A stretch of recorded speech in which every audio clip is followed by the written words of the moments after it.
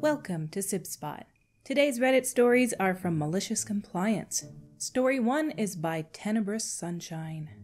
Husband tries to warn neighbors about their landscaping, gets told to mind his own business.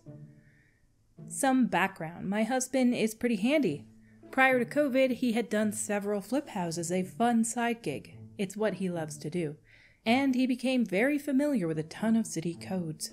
During COVID, seems everyone was suddenly buying houses to flip out of boredom and prices just skyrocketed, so he put that on hold.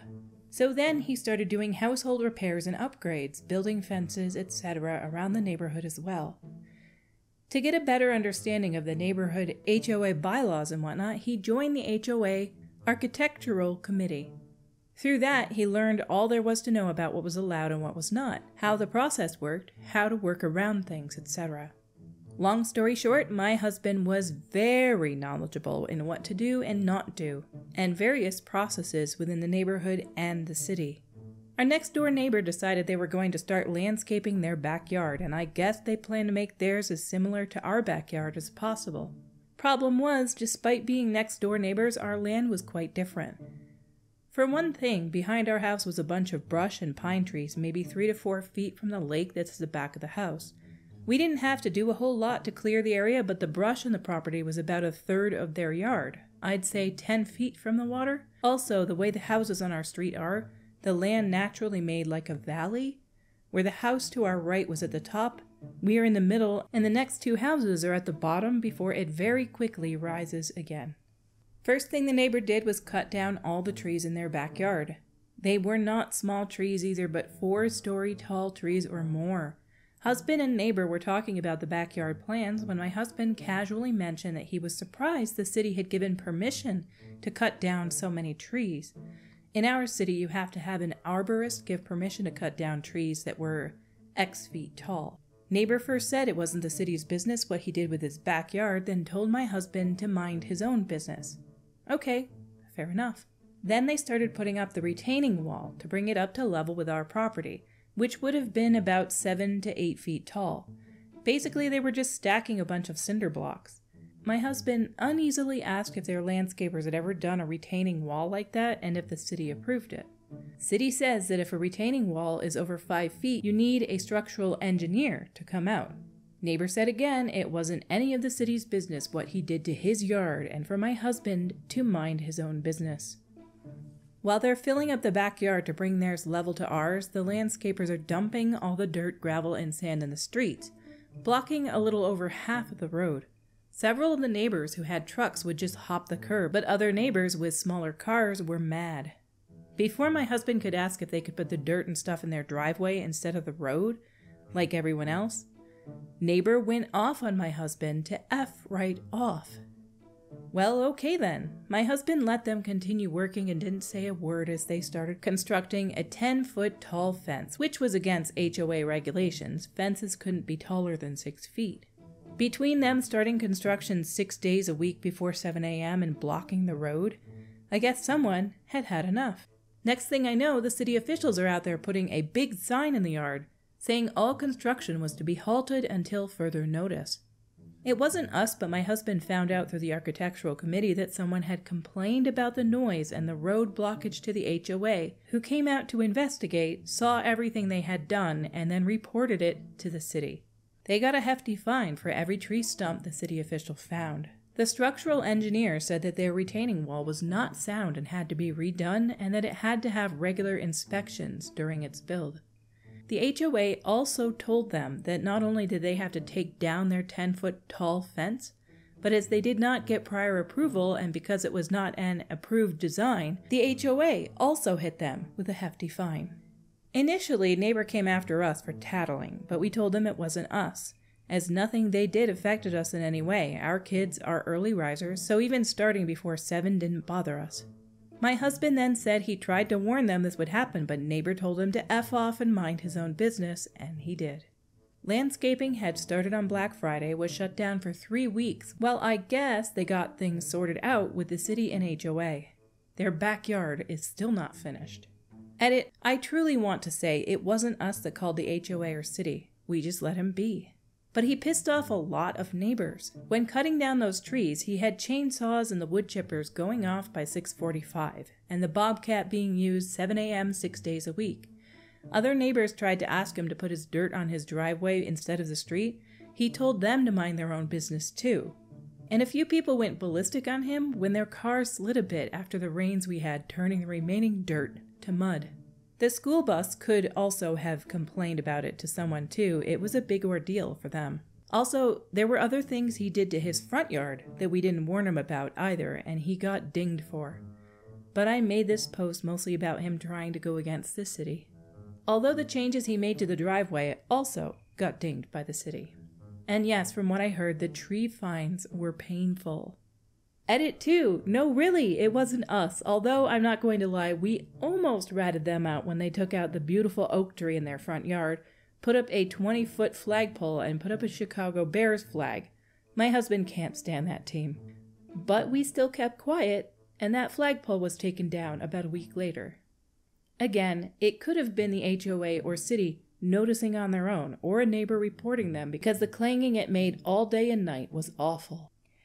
It is not fun to live in an area where somebody's doing construction, especially early in the morning, but any time of the day. It's terrible. I remember a couple years ago when we lived in a different residence in this same city. They were redoing the culverts and pipes in the road, and they did construction from like 7 a.m. until 3 o'clock in the afternoon or something. It was crazy. And you could feel the vibrations in the house all day. You could hear the sound and you could feel the vibrations. It was not pleasant. There's an ongoing joke here where they say that there's 2 seasons in Canada, winter and construction. Our next story today is by Brew3017. Everyone got mad because I took charge when no one else would. Sure, I let them dig their own grave. About 14 years ago, I went to work for a major petroleum company in Indianapolis. Over my 4 years there, I applied myself and gained enough knowledge to be more knowledgeable than the most senior guy. Well, one day stuff hit the fan and we were all looking at a potentially major spill because the packing in the pump had failed. Nobody was doing anything, and I'm a take charge kind of guy, so I started barking orders. Now you have to understand, this would have been an Environmental Protection Agency nightmare, so there was no time for niceties. The other employees went and complained, and I was called to the manager's office and told about the complaints, that I just barked orders and didn't ask nicely. He told me that I did the right thing, and that next time, if it wasn't going to be a major issue, to give them enough rope to hang themselves. Bet. So the next time I saw that they had the valve set up in such a way that 2 soap tanks for making asphalt emulsion would overflow, and while not an EPA big deal, it would bring scrutiny from the health, environmental, safety, and security division of our company. I mentioned to them that they might want to check the valve lineup because something didn't look right. Well, they told me to mind my own business, and it was time for me to go home. I called my manager from my car and said, "You should probably start heading to the terminal because 2 tanks are about to overrun."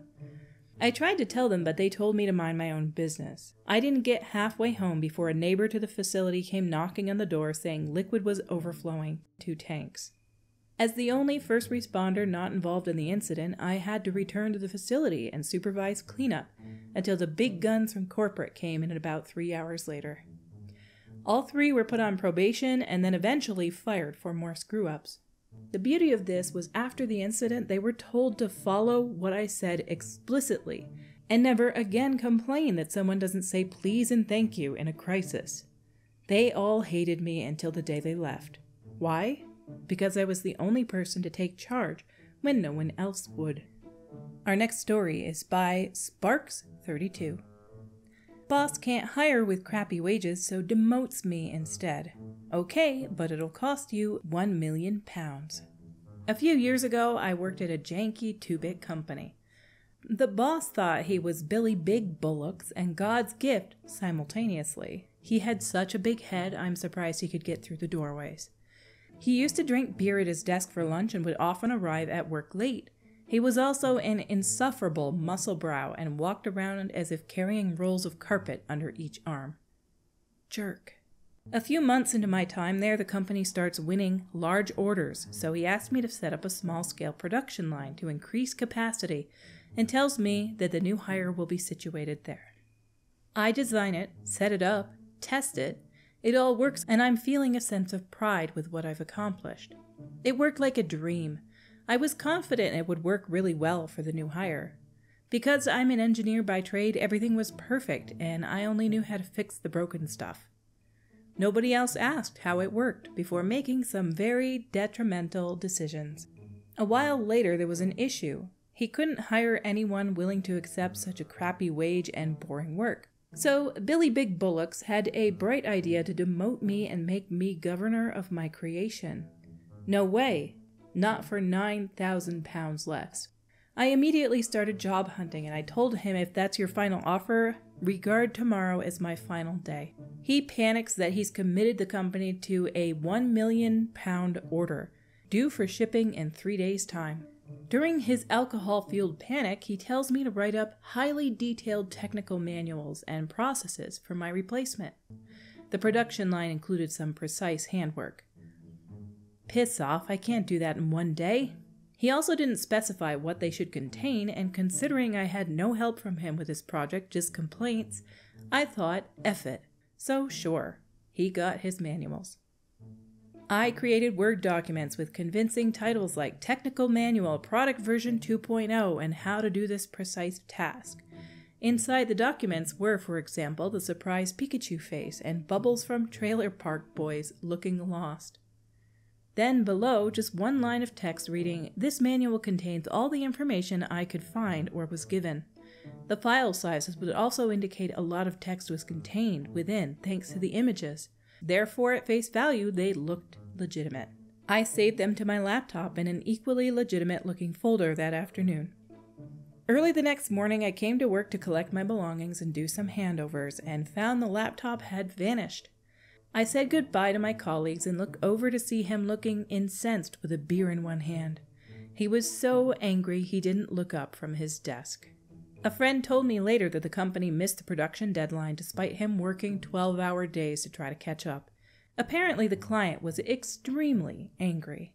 Don't screw over good people, jerk. Now, I'm all for these stories that say that they cause their business place to incur lots of losses when they screw them over somehow, or fire them, or demote them.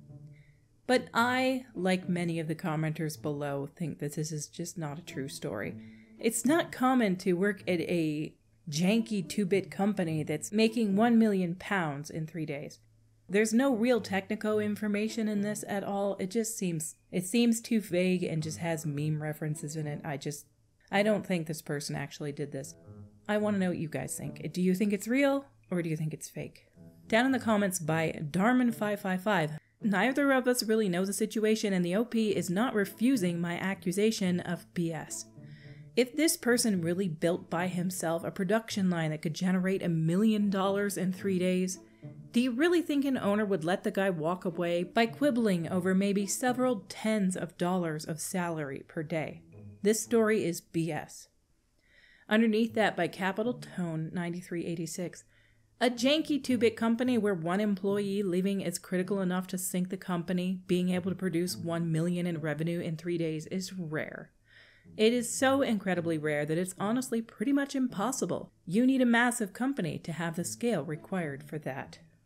Our stories for today have come to a close until we meet again. Have a perfect day.